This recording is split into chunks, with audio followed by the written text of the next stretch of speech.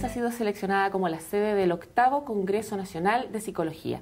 Y UMAC TV está entrevistando a algunos de los invitados, conociendo además de esta manera las distintas líneas que componen esta ciencia que es bastante amplia y versátil.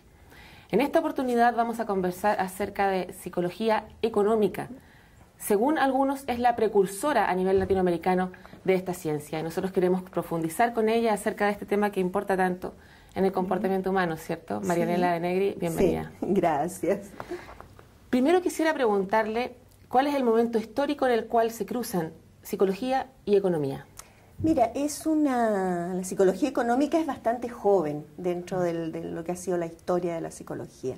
Surge inicialmente como una rama aplicada a la psicología social, pero progresivamente va tomando su rumbo propio, su objeto propio. Yo diría que quien marca un hito importante es George Katona en los años 50 en Estados Unidos, que además, y muy poca gente lo sabe, es el creador de los índices de confianza del consumidor. Lo que nosotros aplicamos acá en Chile y que se aplica en todo el mundo, surge desde la psicología económica. Y a partir de allí, paralelamente, tanto en Estados Unidos como en Europa, empiezan a hacerse una serie de desarrollos interesantes.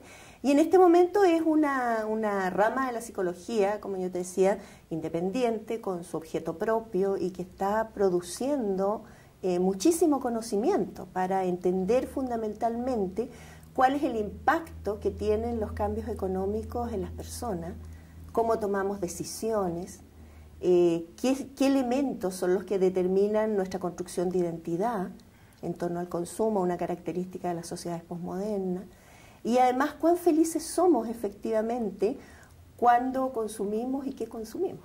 Claro.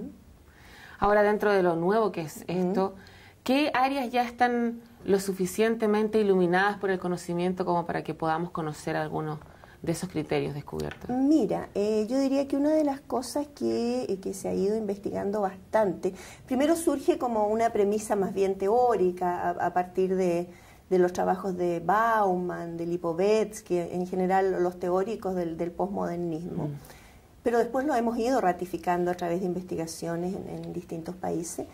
Es esta ecuación nueva que aparece en las sociedades posmodernas en torno a la construcción de identidad. Yeah. O sea, en las sociedades modernas, digamos, las de nuestros padres, nosotros construíamos identidad fundamentalmente en base a referentes cercanos, la familia, la escuela, el barrio. Mucha de nuestra identidad incluso venía predeterminada, tú eras hijo de, eras hermano de... los hijos tendían a seguir incluso los mismos rumbos laborales de los padres, pero con el posmodernismo y sobre todo con la irrupción del modelo económico neoliberal, eso cambia, y cambia radicalmente. Y la ecuación ahora es que tú eres lo que tienes. O sea, el consumo pasa a ser el gran articulador de construcción de identidades. ¿Ya? Pero hay que circunscribirlo eso a algún ámbito geográfico porque no es algo mundial. Es mundial. Es mundial. ¿No hay país que se salve? No hay país que se salve. Incluso los países que estaban en regímenes más bien de la línea socialista o comunista, en la medida en que han ido cambiando, han ido entrando en la espiral del consumo, pero absolutamente. ¿Y los países del Medio Oriente también caben en esa...? Mira, un poco más lento, con un consumo tal vez distinto. Pero igual. China, que nosotros pensábamos que era como un paradigma distinto, empezó a cambiar brutalmente en la última década, diría yo. Incluso teniendo patologías que eran propias de los países consumistas occidentales. Por ejemplo, los chinos se trasladaban en bicicleta. Ahora todos los chinos se trasladan en auto. Por lo tanto, temas de obesidad, de sedentarismo... De hijos únicos que piden bienes de consumo a cada momento. Entonces es complejo el tema, es complejo porque tiene impactos no solo a nivel de las personas, los temas de endeudamiento, de sobreendeudamiento, sino que también impacto a nivel del medio ambiente. O sea, nosotros estamos con un consumo desenfrenado. Y al tener un consumo desenfrenado, provocamos también basura desenfrenadamente. Es un consumo sin conciencia. Sin conciencia. ¿Se puede hacer alguna comparación respecto de cuál es la psicología de este sujeto pre-neoliberal y el post? Mira, yo me centraría ahí en Chile, ¿ya? Mira, en Chile nosotros teníamos una cultura, yo diría, bastante austera, ¿ya? Si nosotros tomamos uno de los segmentos que nosotros más hemos estudiado es la clase media, que es el que más nos preocupa. La clase media chilena era una clase media austera con una alta valoración de la educación y con una alta valoración de la cultura.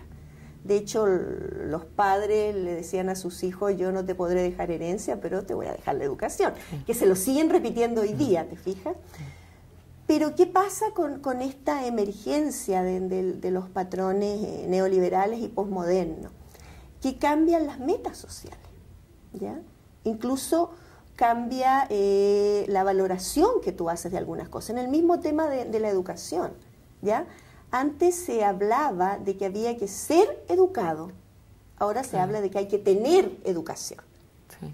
Y en eso que pareciera un juego de palabras... No es casual. No es casual, porque te está diciendo que la educación es un bien de consumo como cualquier otro, que ha sido el gran debate que hemos tenido nosotros en nuestro país. Entonces, estas clases medias, que siempre han sido aspiracionales, pero que antes eran aspiracionales, si tú te fijas, en temas como de mayor profundidad, ahora se vuelven aspiracionales en el consumo. Y el gran referente de la clase media es la clase alta, los patrones de vida de la clase alta, con ingresos que no son los de la clase alta. Pero por medio del consumo y del endeudamiento se puede lograr tal vez ese estatus. Se puede lograr. Antes tal vez se ansiaba la clase, claro. Ahora se ansía el estatus. Se ansía el estatus. Se ansía el estatus y a un costo altísimo. Nosotros hemos investigado, por ejemplo, la socialización económica en las familias chilenas, cómo las familias forman a sus niños. Y la cosa es dramática, porque tú te encuentras por una parte con padres que siguen transmitiendo los valores que han sido clásicos y tradicionales de la clase media. O sea, padres que les hablan a los niños de la importancia del ahorro, de la austeridad, ya, del valor del trabajo, del valor del sacrificio, pero que a la hora que salen a comprar con sus niños les compran todo lo que los niños piden, ¿ya? Y claro, porque también el privar a los niños de bienes de consumo en una sociedad que está centrada en el consumo es, entre comillas, ser mal padre. Claro, falta de cariño. Es falta de cariño. Y sobre todo en la clase media, que además como son padres y madres, que para poder llevar este nivel de vida aspiracional tienen que trabajar muchísimo, tienen que trabajar fuera de la casa, eso te provoca mucha culpa. O sea, los padres saben que no están con los niños. Y yo te digo, en entrevistas ellos muchos nos decían de manera textual, yo no puedo estar con él, pero tiene el Play. Y cuando ve el Play es como que estuviera conmigo. O sea, te fijas, empiezan a significar en objetos el cariño, el afecto, el estar con ellos. Entonces eso es bien complejo porque además empiezas a entregarle a los niños el mensaje de que el cariño, el amor, es a través de los objetos. ¿Y ese perfil psicológico entonces de alguna manera es un perfil empobrecido? No sé yo si empobrecido, es un perfil complejo en términos de salud mental, diría yo. O sea, cuando tú sitúas tus referentes en la externalidad, es complejo, porque si pierdes esa externalidad, te pierdes tú mismo. O sea, si tú eres tu casa, si tú eres tu auto, si tú eres el colegio al que mandas a tus hijos, cuando hay alguna crisis y eso no lo tienes, la gran pregunta, ¿y entonces quién soy yo? Si no tengo casa, si no tengo autos. ¿Y qué patologías psicológicas o qué problemas psicológicos surgen a propósito de un ser humano? Mucho estrés, mucha angustia. Nosotros hemos hecho estudios también, que es otro de nuestros segmentos que nos interesa mucho, los profesores, por ejemplo. Los profesores, uno de los gremios además más endeudados de Chile, ¿ya? Y ahí hemos encontrado efectivamente que una parte importante del síndrome de desgaste profesional, del burnout, tiene que ver con esta sensación permanente que tienen los profesores de que tienen que ganar más dinero porque tienen que cubrir las deudas, porque tienen que tener un cierto estatus. Entonces, hay claramente unas patologías asociadas. Ahora, hay otras que yo creo que progresivamente se van a ir instalando cada vez más fuerte en nuestro país, que tiene que ver ya derechamente con el consumo o con la compra compulsiva, ¿ya? Nosotros somos bastante impulsivos en la compra como chilenos, ¿ya? Por eso que tienen tanto éxito las liquidaciones a cada rato que tenemos, ¿ya? Pero la compra compulsiva ya es patológica, o sea, la compra compulsiva es similar a cualquier otra adicción, al alcoholismo, a las drogas en general, pero está en aumento, está en aumento. O sea, la gente que calma su ansiedad solo comprando, no importa qué, pero comprando. ¿Y la depresión, por ejemplo, también tiene un origen en un sistema así? Mira, yo creo que la depresión ha existido siempre, pero sus manifestaciones son distintas. Si antes tú te sentías mal, estabas, digamos, como se dice corrientemente, bajoneado, ibas a hablar con un amigo, ibas a donde tu familia, ahora te vas al mall. Yo siempre les digo a la gente con la que trabajo, que hacemos talleres y todo eso, nunca vayan al mall cuando estén muy tristes y nunca vayan al mall cuando estén muy contentos. Porque con esos estados más eufóricos de ánimo, lo más probable es que uno termine comprando cuánta tontería se le pone por el camino. Bueno, también aumenta, tal vez esto no es patología, pero es un gran problema el endeudamiento, entonces. Por supuesto, porque además ha aumentado el acceso a los mecanismos de endeudamiento. O sea, si nosotros pensamos hace 20, 30 años atrás, los mecanismos para acceder al crédito eran bastante más restringidos y costaba mucho además acceder a ellos. ¿Ya? Yo te digo, yo me recuerdo que mi mamá para comprarse su casa tuvo que optar a un crédito del Banco del Estado y se demoró harto. Y ahora, si tú piensas en el 2008, cuando estábamos en plena crisis subprime también en Chile, habían ventas nocturnas de departamentos. Claro. Y la gente iba y se compraba un departamento como quien se compra un par de zapatos, entonces. Claro, porque hay mucho acceso al crédito. ¿Y qué aporte puede hacer la psicología económica entonces para ese contexto? Mira, nosotros hemos estado trabajando en realidad nosotros llevamos hartos años trabajando en esto, más de 10 años. ¿Ya? Y hemos estado, yo diría en el último tiempo, centrándonos en un tema que creemos que es clave, que es la educación económica y financiera. ¿Ya? Chile tiene 12 años de educación obligatoria y en esos 12 años tiene apenas 20 semanas donde se ve algo que tenga que ver con economía. Una unidad en sexto básico, que además un estudio de la Comisión de Formación Ciudadana del año 2004 encontró que apenas lo abordaban el 18% de los profesores porque no sabían. ¿Ya? O sea, menos de lo que... Menos que ese poco. Menos que ese poco. Y en primero medio, que hay algunos contenidos, pero que tienen que ver más bien con historia de los sistemas económicos que con economía propiamente tal. En un sistema que pone a los chicos a merced del consumo prácticamente desde que nacen, ¿te fijas? Entonces nosotros pensamos que ahí hay que intervenir, hay que diseñar programas. Hemos estado trabajando mucho en la formación inicial de profesores, por ejemplo. Creemos que en los currículum de los profesores en formación hay que incorporar algo de educación económica y financiera. Ahora, viene una coyuntura que yo creo que de alguna manera nos va a favorecer, y es que Chile, con su entrada en la OCDE, se comprometió a la prueba PISA en todas sus variantes.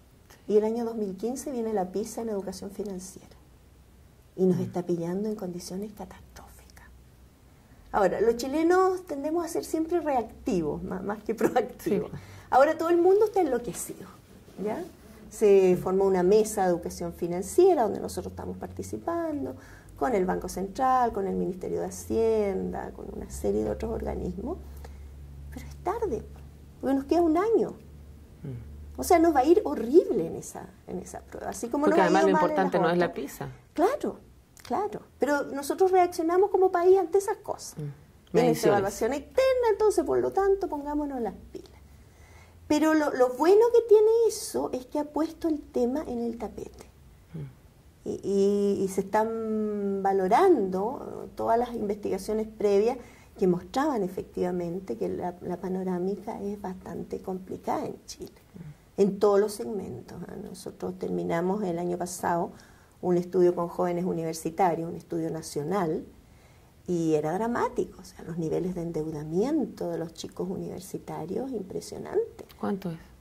Mira, crédito universitario, bueno, ese es otro cuento, alrededor del 80%, pero un 35% en retail, pero a eso había que sumarle otro 20% en tarjetas de crédito, otro, o sea, la cosa fundamental es que el endeudamiento es múltiple. O sea, los jóvenes universitarios se endeudan en todo lo que es posible endeudarse, formal e informal, sin tener ingresos propios. Son los padres los que pagan. Son los padres los que pagan, o sencillamente no se pagan esas deudas, ellos van a DICOM y cuando terminan su carrera y quieren buscar trabajo, no van a encontrarlo porque están ya marcados en DICOM. Entonces, y claro, nuestras universidades también han cometido el error de dejar entrar a cuánto promotor existe de tarjetas de crédito. Los chicos les dan tarjetas de crédito en segundo año de su carrera. Usted menciona mucho nosotros. ¿Se refiere al Centro de Excelencia en Psicología Económica y Consumo? Sí, sí. De la Universidad de la Frontera. Universidad de la Frontera. ¿Cuándo nace y qué otros organismos relacionados a este tema existen en Chile? ¿Hay más? A ver, nosotros, como yo te decía, empezamos a funcionar hace alrededor de 10 años, un poquito más diría yo. No, porque fue el 98, más de 10 años en realidad, bastante más. Pero partimos primero como con un pequeño grupo, después fuimos sumando otros investigadores y nos constituimos como centro de investigación hace más o menos 4 años, ya como centro formal. ¿Cuánta gente? Tenemos investigadores UFRO alrededor de 10, investigadores asociados alrededor de 30, a nivel del país, a nivel de Latinoamérica y el mundo. ¿Y algo similar en el resto de Chile? Chile no hay nada más. ¿Y en el resto de América? Hay un grupo en Colombia que surgió al amparo nuestro. Hay otro grupito muy pequeñito en Perú. En Brasil hay un laboratorio en Campinas, pero, y eso te lo digo, nosotros nos pone muy contentos, todos han ido surgiendo al amparo nuestro, digamos. Sí. O sea, si esto está recién empezando en Chile, claro, está aún más en pañales en el resto de Latinoamérica. Sí, sí. Ahora, lo interesante es que al surgir en Latinoamérica nosotros estamos investigando temas que a los latinoamericanos nos interesan. ¿Y existe interés por parte de los otros países entonces? Sí, sí. Mira, nosotros recibimos en la página web del centro alrededor de 300 visitas diarias, lo que no es menor para una página universitaria, te fijas. Muchos investigadores de otros países que nos piden poder utilizar nuestros instrumentos. Hemos creado instrumentos propios, tenemos 2 test para evaluar alfabetización económica, uno para adultos, otro para niños, una batería de escalas para evaluar actitudes hacia el endeudamiento, hacia la compra, satisfacción con la vida, o sea, una serie de cosas. Y nos hemos ido abriendo después a otros temas, ya no solo en relación al consumo cotidiano, sino que también ahora, por ejemplo, tenemos una línea centrada en bienestar subjetivo y consumo de alimentos, que es otro de los temas que también es preocupante por los niveles de obesidad y todo eso, donde nos preguntamos qué es lo que hace felices a la gente cuando comen, ¿ya? Que tampoco era un tema que se había investigado en Chile, ¿te fijas?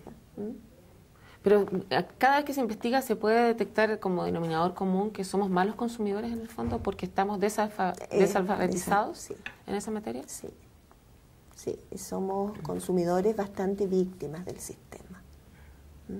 ¿Y la proyección de esta área en los estudiantes? ¿Las escuelas de psicología están tomando mucho? Mira, las otras escuelas yo creo que hay interés, pero no lo tienen de manera oficial todavía. La Escuela de Psicología de la UFRO es además la primera a nivel país, a nivel latinoamericano, que tiene una asignatura obligatoria de Psicología Económica en segundo año. ¿Ya? Con un interés impresionante los chicos. De hecho, para este congreso nosotros trajimos más de 20 estudiantes, todos con investigaciones.